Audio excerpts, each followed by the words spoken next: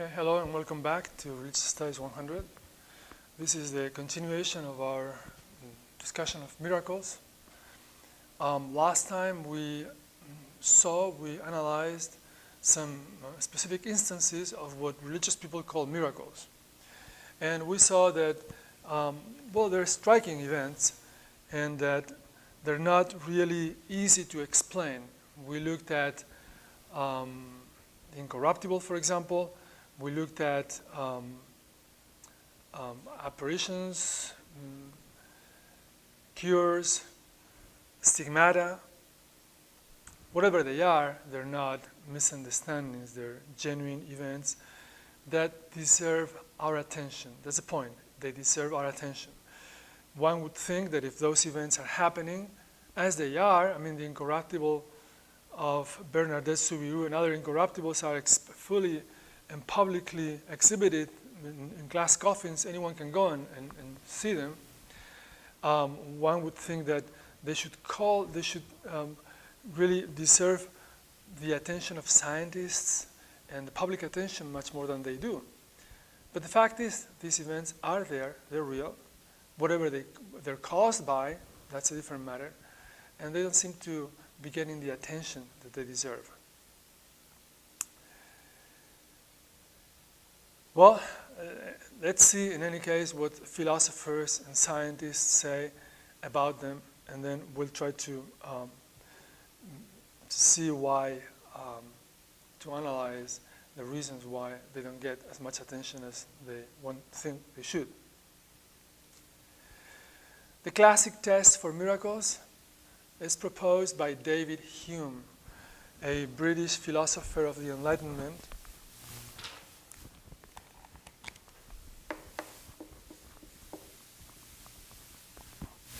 Of the 18th century Enlightenment. In his work entitled An Essay Concerning Human Understanding, he devotes an essay, part of his, the name of the book is An Inquiry Concerning Human Understanding, and in this book he devotes an essay to miracles. And his essay has become a classic test, I should say, for miracles. Well, first of all, he defines miracles. He says, a miracle is a violation of the laws of nature. So anyway, what that means is we can't call miracles, the people popularly may use the word miracle for. Or every time a baby is born, it's a miracle. Every time the sun appears, it's a miracle. Well, we're not going to call those things miracles, okay? The sunrise is not a miracle. A baby being born is not a miracle. A miracle can only be called, the word miracle can only be used for an event that violates the laws of nature. So he says nothing is esteemed a miracle if it ever happened in the common course of nature. Therefore, there must be a uniform experience against every miraculous event. Otherwise, the event would not merit that appellation. And he says, and as a uniform experience amount to a proof, there is here a direct and full proof from the nature of the fact against the existence of any miracle. So, a miracle poses a big challenge. We have to have the experience of things happening in a particular way, always. So that when they happen suddenly in a manner that violates that rule, we can call it a miracle. Now, back in his time, in the 18th century, of course, there was no video or TV or ways to record events that we have today. So the only way to certify that a miracle had happened was for him testimony. Don't forget this word, a testimony. So all of his tests revolves around the kind of testimony we have to have in order for us to consider it reliable, to believe that a miracle really happened. And this is what he says about the kind of testimony required. He says that no testimony is sufficient to establish a miracle unless the testimony be of such a kind that its falsehood would be more miraculous than the fact which it endeavors to establish. No testimony is sufficient to establish a miracle, now don't forget the second part, unless the testimony is of such a kind that its being false, its falsehood, would be more miraculous than the fact which it endeavors to establish. Well, let me start by saying here that the test in itself is biased. Why is that? Well, by his own definition, a miracle is a violation of nature. How could a false testimony be ever a violation of nature? It could never be a bigger miracle than the miracle being reported, if you see what I mean.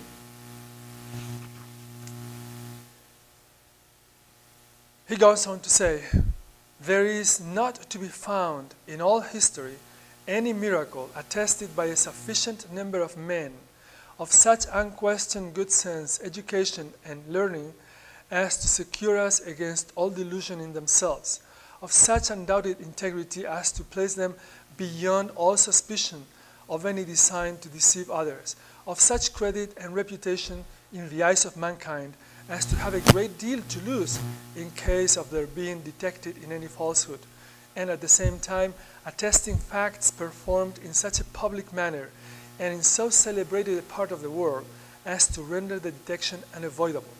All which circumstances are requisite to give us a full assurance in the testimony of men. Notice the sexist language.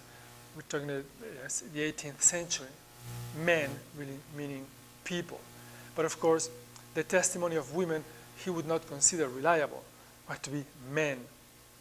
So he says there is not to be found in all history any miracle attested by a sufficient number of men. It would have to be attested by more than one man, of such unquestioned good sense, education, and learning as to secure us against all delusion in themselves, of such undoubted integrity as to place them beyond all suspicion of any design to deceive others, of such credit and reputation in the eyes of mankind as to have a great deal to lose in case of their being detected in any falsehood. Well, let's assume we found that group of men.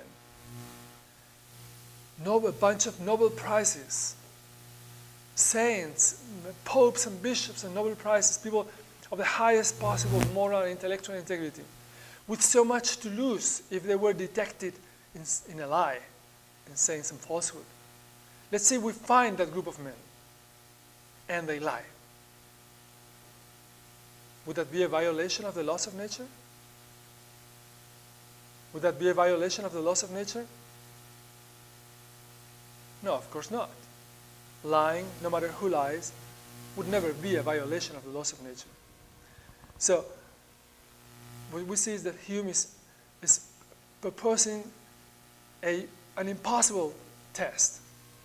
By this test, no miracle would ever be believable, because even if you found that group of men, you could never say that for them to lie would be a bigger miracle than the miracle they are reporting. You could never say that, because for them to lie would never be a miracle of any kind, no matter how reliable they are. You see the bias in Hume's test? Then he goes on to give more arguments against miracles. In other words, his test is not a fair test for miracles. It's basically a test that has the answer in itself, that there are no miracles. He's basically arguing against miracles. He says that what we have found to be most usual is always most probable, and that where there is an opposition of arguments, we ought to give the preference to such as are founded on the greatest number of past observations. So if there is any doubt as to whether something has happened or it hasn't happened, well, because it doesn't usually happen, then we should rather believe it didn't happen. That's what he's saying. Then he goes on to talk about the passion for surprise and wonder that we all have. We want wonderful things to happen, incredible things to have happened. So when someone tells us about any of those things, we have this tendency to believe that they did happen. That's a tendency that's engraved in our psychology, he says, and we have to be guarded against it. And third, he says, it forms a strong presumption against all supernatural and miraculous events that they are observed chiefly to abound among ignorant and barbarous nations.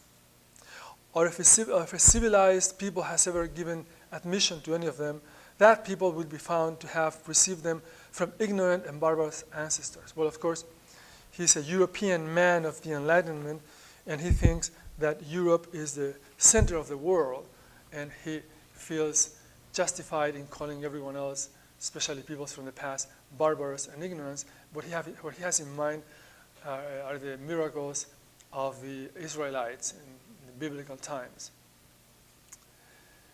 Okay, well, there you have Hume's test for miracles, which you need to remember, you need to understand, and you need to be able to criticize. Okay, let me summarize it one more time for you. Hume says that for a miracle to be believable through the testimony of other people, we have to have a testimony by people whose reliability, whose truthfulness, whose honesty is such that for them to lie would be a bigger miracle than the miracle they're telling us about. The criticism is that is not possible, because for anyone to lie, no matter how reliable and honest, could never be a miracle, much less a bigger miracle than anything else, because it would never be a violation of the laws of nature. Now, what do scientists say about miracles? Well, for the most part, they don't take them seriously. They're not studied. Excuse me. Let me give you one example. In an article, which you have in your Moodle page, entitled, "Is God in the Lab?" The article is by Freeman J. Dyson, a physicist, an important physicist. And the article was published in the New York Review of Books. You have, as I said, the article in your Moodle page. Dyson is talking about another important physicist, Richard Feynman, who, among other things, had an experience that he narrates in here, which is relevant for our discussion of miracles. He's saying that Feynman was a very rational, scientifically minded person, and he says that at the worst moment of his life, when his wife died of tuberculosis after a long disease, at 9:22 in the evening, the clock in her room stopped. And it stopped at 9:22 and never ran again, right at the time when his wife died. Now, listen to this. He says, if this had happened to a religious person, it might well have been described as a miracle. But Feynman, with his skeptical spirit, was watching at that moment and saw what really happened. The nurse, who was also in the room, had to fill out the death certificate to record the time and manner of his wife's death. Since the light in the room was dim, the nurse picked up the clock to read the time. She read it and then put it down. The clock was old and worn out and had a habit of stopping if it was disturbed. So that was what happened. That's how the miracle happened. And perhaps it is also the way other miracles happen. Now, after our discussion of miracles, after what you've read about the miraculous cures and the certifications they require and the strict conditions they have to meet, do you think this could be called a miracle? Do you think anyone knowing what a miracle is all about and knowing what they're talking about could call this event a miracle? Well, the answer is obviously not. The answer is no. But this person, this scientist, thinks, in his ignorance of miracles, thinks that this is what religious people would call a miracle, and this is probably how other miracles happen too. Well, I call that ignorance. Where does that ignorance come from? Well, that's a hard question. It's a very tough question. It may come from prejudice sometimes, from having decided that those things cannot possibly happen, period. That seems to be the case of David Hume, who in his test seems to put his own belief or lack of belief at stake, depending exclusively on whether such events can be proven to be facts. So one wonders if David Hume lived today, and if he were shown a videotape of a miracle, something which in his time was not possible, so he had to rely on testimony by other people, or if he could go and see the Incorruptible of Bernadette, for example, if contemplating that fact without the requirement of a testimony by anyone else, but he himself witnessing it, whether he would believe in religion. I guess he's placing his whole lack of religion depending on whether those facts do happen or not. Let me talk about Thomas Kuhn. Thomas Kuhn is a historian of science and the author of a very important book called The Structure of Scientific Revolutions. Thomas Kuhn. He died years ago. He lived in the mid-20th century. He died towards the very end of the 20th century. And in his book, The Structure of Scientific Revolutions, he analyzes how what he calls scientific paradigms evolve over time. What is a paradigm? A paradigm is a Greek word which is in his book, his work,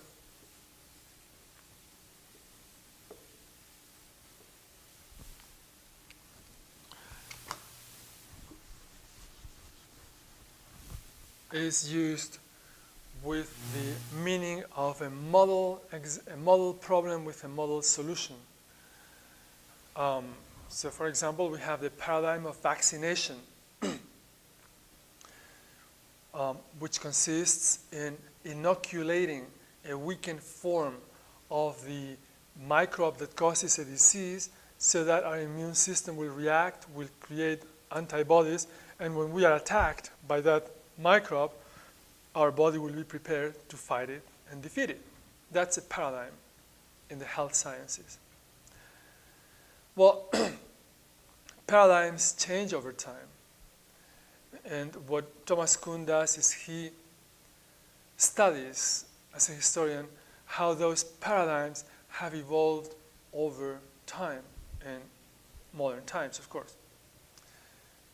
And he comes to a simple conclusion. He says, well, this is what happens. Sometimes a new problem will appear for which an old paradigm, the established paradigm, cannot offer a solution. Think of AIDS, for example. There is no vaccination for AIDS. So the vaccination paradigm will not work for AIDS or for any viral disease, almost for any viral disease. And then at that point, the scientific community faces a dilemma. If there is not enough pressure in the form of rewards or some other kind of pressure to find a solution, let me start first. If there is enough pressure to find a solution, if there is enough pressure and rewards to find a solution, then eventually someone will come up with a new idea from the margins of the scientific community, and after initially being rejected, that idea, because it challenges the established paradigm, later on it will become the new established paradigm. But if there is not enough pressure to find a solution to the problem, then the scientific community will solemnly declare that the problem is irrelevant. Think of AIDS, for example. Initially, in the 1980s, it was thought to be just a disease that affected promiscuous homosexuals. And there was no easy solution for it. And then you can see statements by important scientists back then in the newspapers saying openly that we didn't have to worry about that much, about that disease, new disease, that much. It affected promiscuous homosexuals only, and it was not a problem for the general population, and we don't need to put that much effort into it. Well, then some Hollywood actors and important people came out with AIDS, and then it became more of a general problem, so there was pressure. And we still don't have a solution to it, but the scientific community is working at it because there is enough pressure and funding, money and rewards offered for those who make progress in its cure, in finding its cure. Had there not been enough pressure, so AIDS had existed in Africa for a long, long time before it came to the West. And no one cared about it because there's no money in Africa. So it was pretty much an irrelevant matter. Scientists tried to make it irrelevant here at the beginning, too, as I said, but then because some Hollywood actors and important people came out with the disease, they had to take care of it. Well, in the case of miracles, miracles pose a challenge to our scientific understanding of the world. And there is no easy scientific explanation. Think of the stigmata. Well, what is the explanation for the stigmata? Well, there's no explanation really. Much less if we don't even look at it, of course. The incorruptible, some people have proposed that what happens is that those bodies are injected with some saline solution of something. Okay, and the same thing happens with the incorruptible. We don't have any convincing explanation for why some bodies remain incorrupt after death. There is nothing you can put in the body, nothing you can inject in the body that will preserve it. It's not a mummified body, as you saw in the pictures, and it's subjected to no treatment. And if you inject something, it won't do anything because the blood doesn't flow in a dead body, therefore it won't go anywhere. And furthermore, if that could be done, if we could keep a dead body incorrupt at will, you can be sure that it could have not been kept as a secret until now, for so long. Rich people, important people would be doing it by now with their loved ones. They would be keeping their dead bodies, in these pristine, incorrupt forms. And the fact is, it doesn't happen. No one knows what causes it. It just happens to some people in connection with religion. Thank you.